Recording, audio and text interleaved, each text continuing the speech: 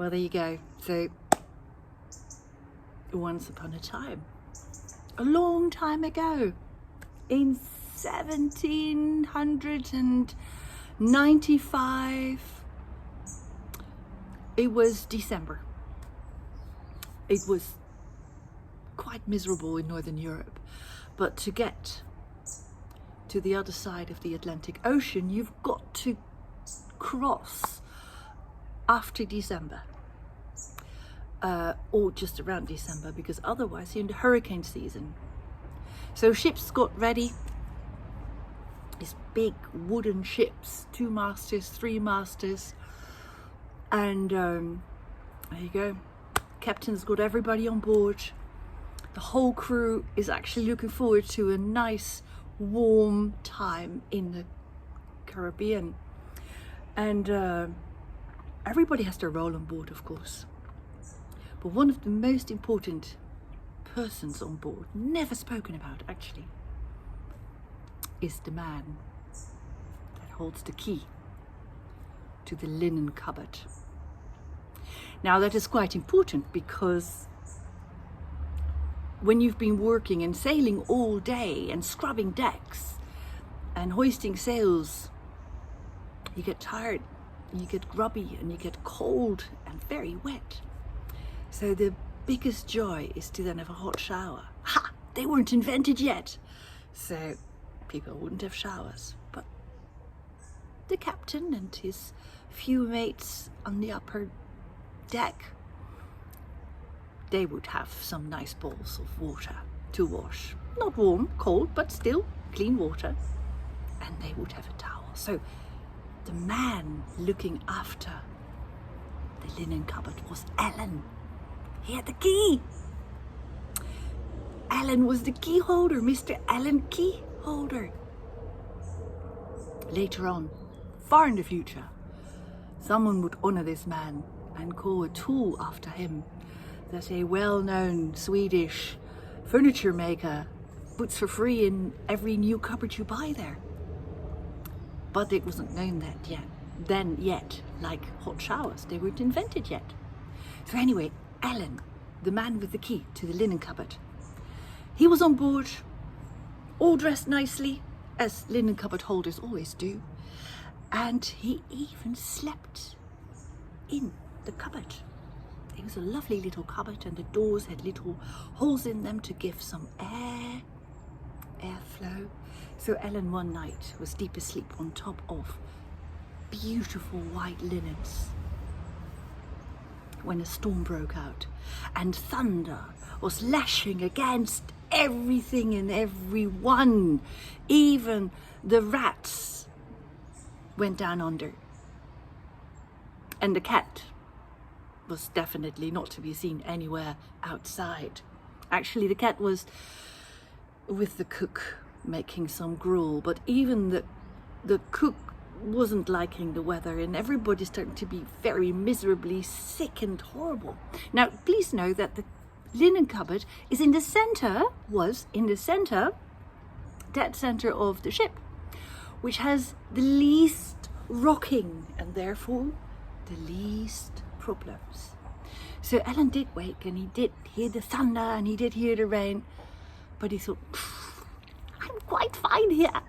And he snuggled up like a little cat. He went round and round, like a dog does as well, and snuggled up between the linens. That night went well for him, but not for anybody else, because when dawn broke, when the first sun rays scattered over the little wavelets on this almost still sea, when Ellen woke, that moment, it was quiet. And normally when he would wake, he would hear the captain shouting sometimes, and the cook shouting that there was food, and the cat meowing, and the rats squeaking, but there was no sound. He didn't understand, so Ellen got out his key and he opened the door. And he clambered down, because it was a really tall cupboard. He was on the top. It was a really tall cupboard. And he clambered down and he went outside, and there was no one. There was no one to be seen. what had happened. He went to look for the captain, not in his cabin. He went to look for the sailors. No sailors to be found. No cats, no rats. Alan was alone with his towels. He went like a real detective to find what was wrong and what the ship would do, because he didn't know what had happened. And slowly, slowly did he discover what had happened, or he thinks what might have happened. A big sea monster, a big, like a giant octopus, had come on board and put its big tentacles with the suckers onto each and every one that roamed the ship. The tentacles had even gone inside and found all the rats and all the cats. But Alan, in his linen cupboard, was not discovered. And he was asleep, so he didn't have to be scared either. So no trauma, no therapist needed after this. Also quite important to mention, although therapists maybe had not been invented yet. So Alan realized he'd been very lucky. But where to now? Because on such a calm day it's easy to look after the ship. But what else? What will happen after that? So he sat and he thought, and he had a glass of water, and he made himself a pot of tea. Tea might not have been invented yet. We'll look that one up. But he had it anyway. And he thought, you know what, I don't know the answer, but in his family they always said, if you don't know the answer, then sing a song. Sing your worries and they will leave you. So he started singing. Oh dear ocean, please help me, because I don't know where to go. I know about linens but not about sails. Please help me to go somewhere that is nice and warm, full of love and happiness. Oh, hold on. Oh well. Please help me, please help me. And out of the water he suddenly heard and saw several beautiful women coming up with long tails and splishing and splashing, and they started chanting with him. Beautiful harmonies, which you have never heard or will never hear again either. Absolutely mesmerizing, like sea angels. Beautiful. And Alan leaned over the side of the ship and he looked down, and these beautiful sea creatures, their hair's long and sparkling, they sang with him and they smiled at him. And they said, we cannot steer your ship, but you can come with us if you like. Or we can swim in front of the ship and you find out a way to sail the ship, and we'll direct you to a warm, hot, wonderful country. Oh, he said, I don't know how to steer the ship, but if I go in the water with you guys, I will certainly drown. Ah, they said, wow, you have one chance, Alan.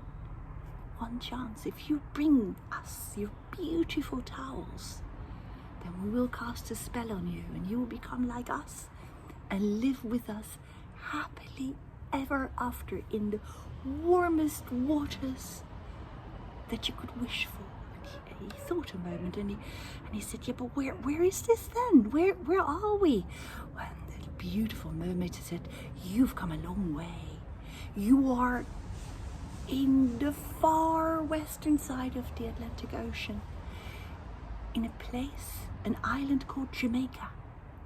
But on the island, even though the island is beautiful, but horrible things are happening. People are enslaved. It is really so sad. It will take many hundreds of years before this is solved. But come with us and live in our undersea world like one of us, happily ever after in warm waters. Bring your towels. Alan didn't have to think any moment longer, and he ran inside. He said, wait for me. I'm just gonna get all my towels. Do you have a shopping basket of sorts? And of course they carried these beautiful nets that humans have for shopping, but then made of algae, much more beautiful. And so they threw that up to the ship, and Alan caught them all one by one, and he ran inside. He said, "Wait for me, don't go, don't go." And he ran inside and got all the linens out of the cupboard, all the linens, and then he locked the cupboard because you never know. And he took the key with him because it's Ellen's key, of course. He ran to the side and he threw all the shopping bags with the linens over the edge, and they were received so happily. And then he clambered on the side of the ship and he made a beautiful dive, a beautiful arch, very elegant, because he had to show off a bit, of course, to the ladies.